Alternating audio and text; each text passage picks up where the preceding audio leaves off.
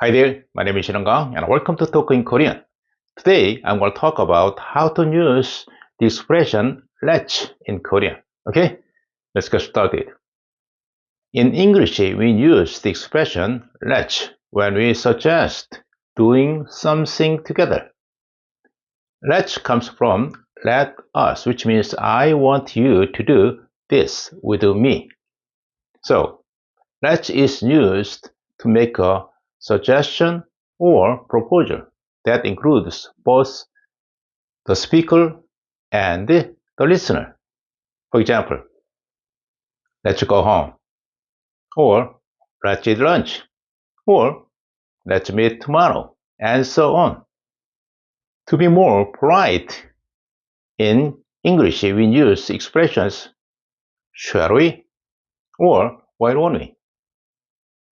In Korean, if you want to speak casually, you can say 하자 one more time. 하자. If you want to speak politely, you can say 합시다 one more time. 합시다. Of course, you can also add 같이 if you want to emphasize, but it's optional. So, if you want to say let's go home in Korean, casually you can say 집에 가자. One more time. 집에 가자.